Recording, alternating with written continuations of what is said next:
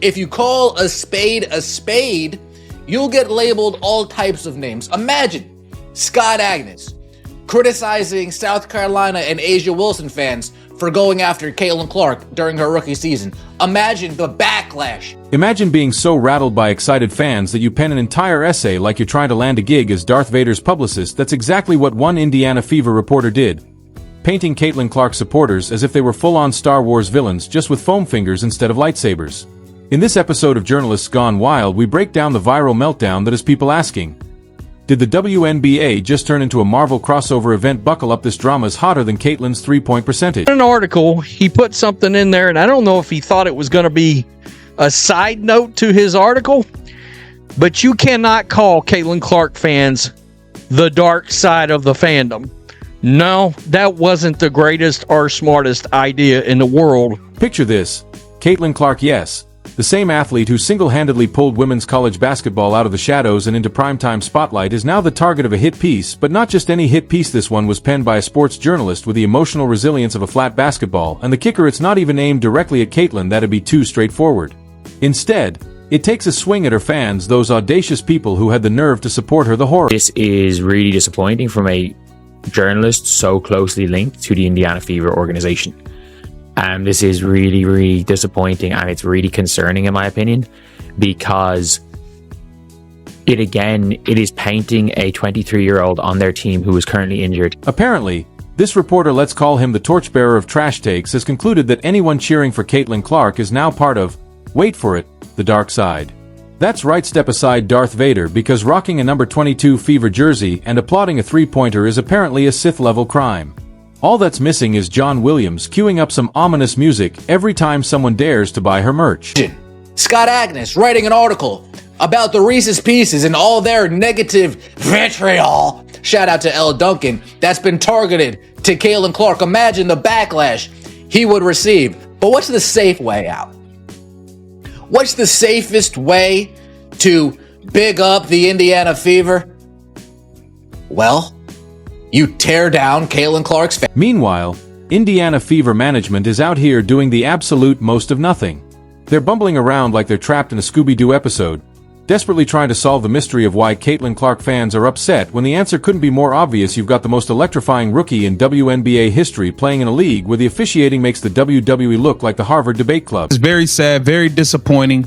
It's disgusting that Caitlin Clark has to be subjected to this nonsense, and enough's enough. That's the bottom line. That's the bottom line. She needs to come out and draw the line in the sand, and it would not shock me if at some point, man, Caitlin Clark is just done with. Let's start with the league, shall we? The WNBA, in all its glorious wisdom, somehow took Caitlin Clark, the woman who casually handed out 40-point triple-doubles like they were Skittles in Iowa, and dropped her into a system where the refs apparently graduated from the How to Be Petty in 3 Easy Calls masterclass.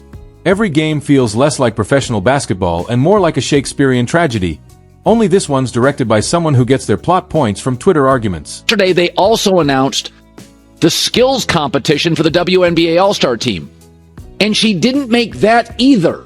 So you argued she wasn't good for the Olympics. Your argument, though I don't buy it, but it was your argument, women's basketball, that she would be a distraction. So isn't the perfect place to put her in the skills competition? That's gold sharp, witty, and biting in all the right ways. Here's a tightened and polished version that keeps your fire but sharpens the flow and rhythm for maximum impact. The NCAA treated Caitlin Clark like a phenom. The WNBA like a freshman at Mean Girls High.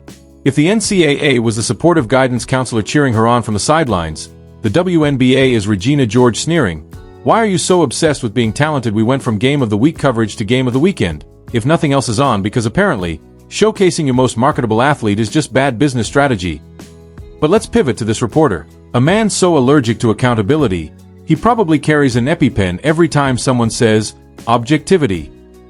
He's not just reporting anymore. No. He's educating us. According to him, if you support Caitlin Clark, you're toxic. Not because So 7 of 9. The Fever are playing. This man claims he's endured a wave of hate, really, because last we checked, Caitlin Clark has taken relentless heat on and off the court. She's been elbowed in the face, fouled like someone mistook her for a tackling dummy, and still responds with nothing but poise and a polite thank you at pressers. Meanwhile, this reporter spirals into digital hysteria the moment someone in the comments suggests he engage with reality.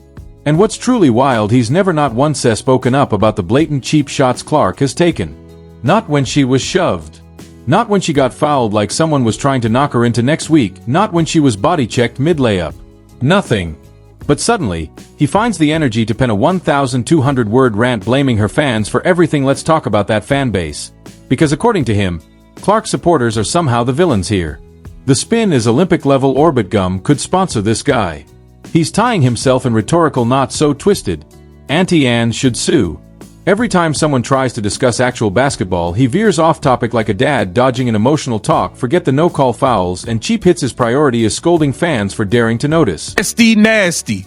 If y'all don't know who Scott Agnes is, he's a guy that's he's very close to the team. He gets a lot of access. He's in the practices. He's interviewing the players at practice. He's interviewing the players pre-game, post-game. He is very close with the team and has a lot of access to the players and the team. What's even more pathetic is how this has morphed into a full-blown cottage industry of envy. The WNBA has spent decades pleading for mainstream attention.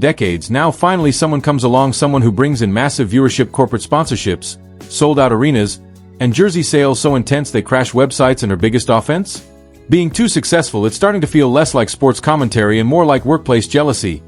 That one coworker who clocks in late does the bare minimum, then throws a tantrum when someone else gets the promotion. Only this time, instead of passive-aggressive emails, we get elbows, ejections, and a furious blogger pounding out think pieces on WordPress.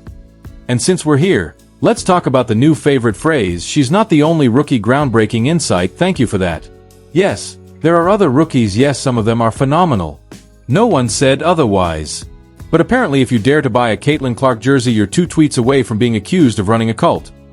And let's not forget the greatest irony of all, the very pundits and reporters who spend their days dragging Caitlin Clark and her fans. They're only relevant because of Caitlin Clark. If she weren't in the league, half of them would be angrily live tweeting pickleball matches or writing Yelp reviews for Waffle House.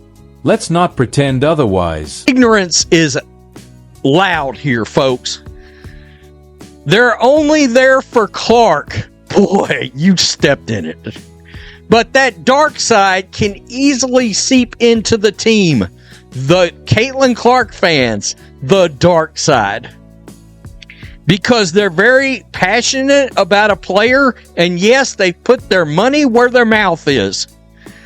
So these people, these fans, feel invested. This man has quite literally built his platform on not supporting her. He's the self-appointed president of the anti-fan fan club.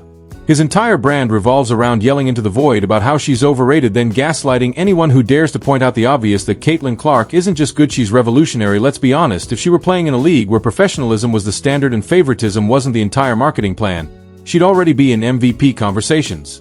Instead, she's out here navigating defensive ambushes like she's auditioning for Gladiator while refs casually sip herbal tea and gaze off into the rafters.